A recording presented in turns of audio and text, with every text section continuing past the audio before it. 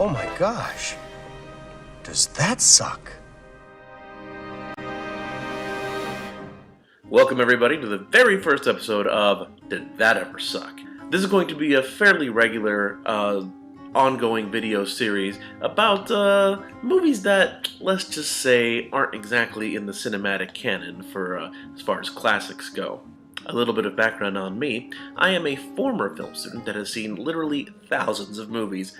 A lot of them great, some of them not so great, and a lot of them really, really, really bad. Awful.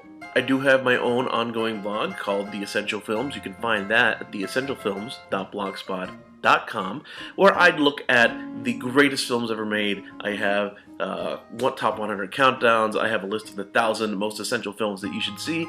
You should totally check that out whenever you have the chance. I also write reviews, probably less regularly than I should, for superfriendsuniverse.com. And I also record a podcast with SportsGuy515 for SuperFriendsUniverse.com called Force Perspective, where we give out our reviews on the latest movies hitting the box office. All that introduction crap out of the way, now on to our very first review. This is a little film from 1995 called Rumpelstiltskin.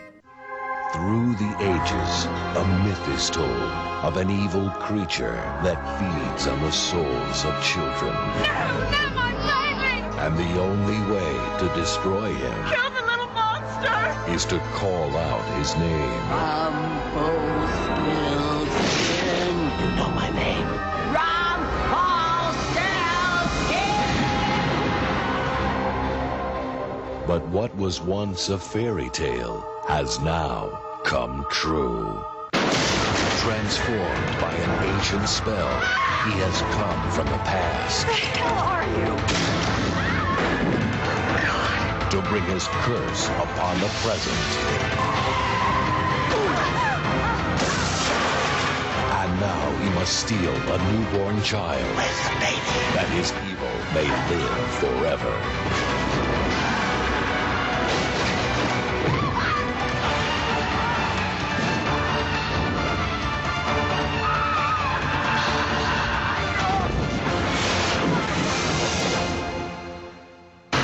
Rumpelstiltskin. This ain't no fairy tale.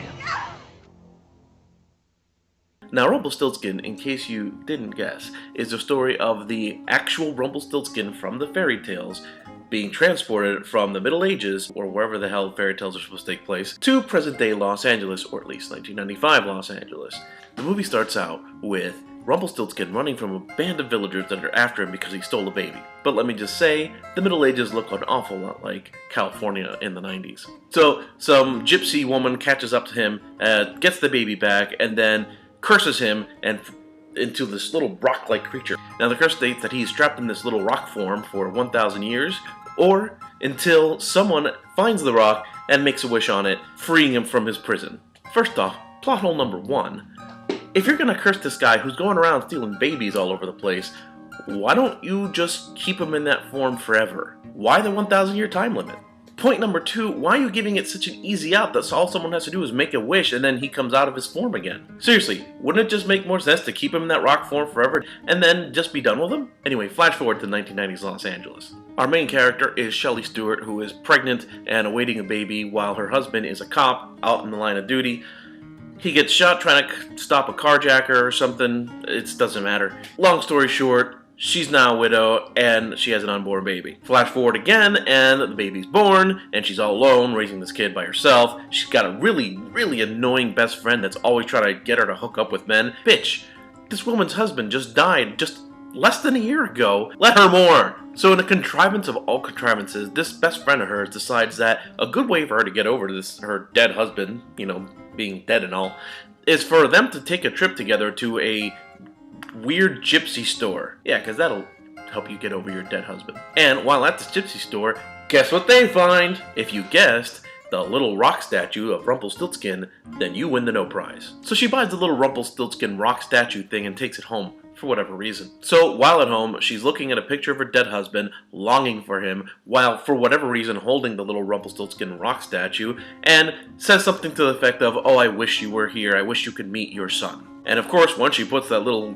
guy down, it starts to glow. She walks away, doesn't see it glowing. Anyway, later that night, who comes home but her husband, her dead cop husband. After one of the most uninspired and lamest sex scenes in the history of cinema, Shelley wakes up in the middle of the night, sees that her husband isn't there, and assumes it was all a dream.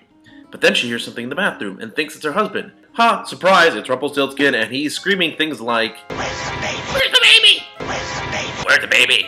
Give me the baby!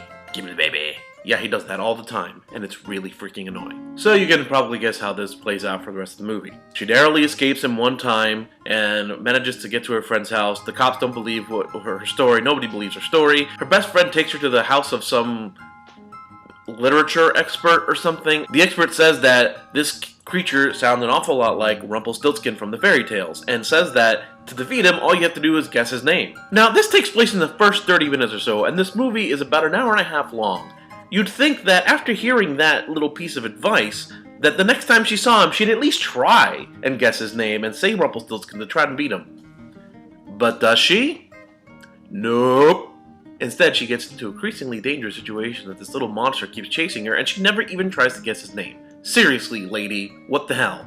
You were told how to beat him, and you don't even bother. Which brings me to Rumpelstiltskin himself. Now, old Rumpelstiltskin himself was played by Max Grodénchik, who some of you may know as Rom from the Star Trek series. Here's the best part.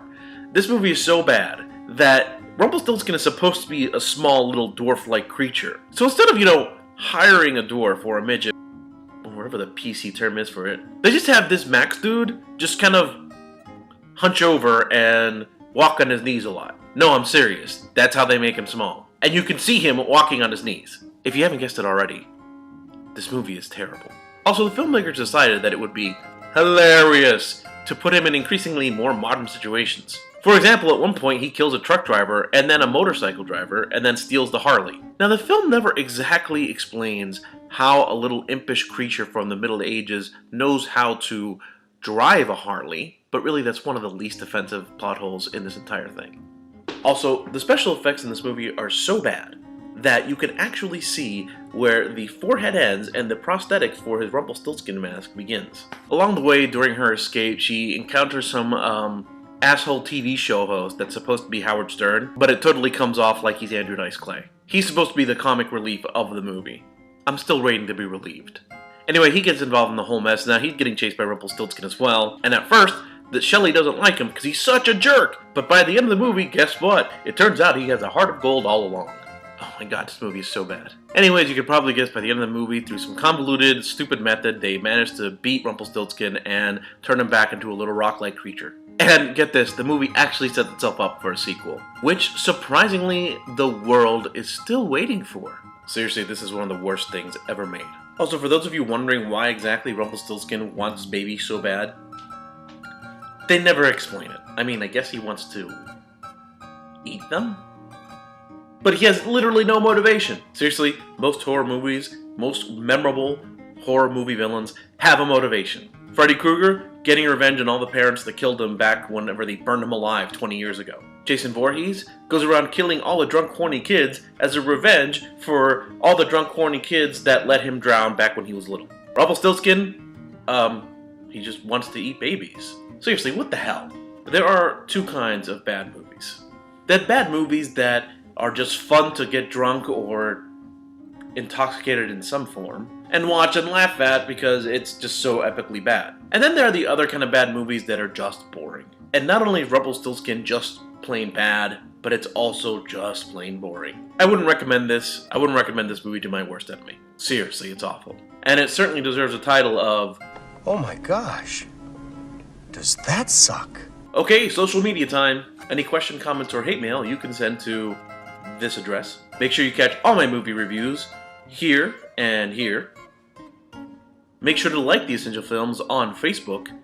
Follow us on Twitter and on Tumblr.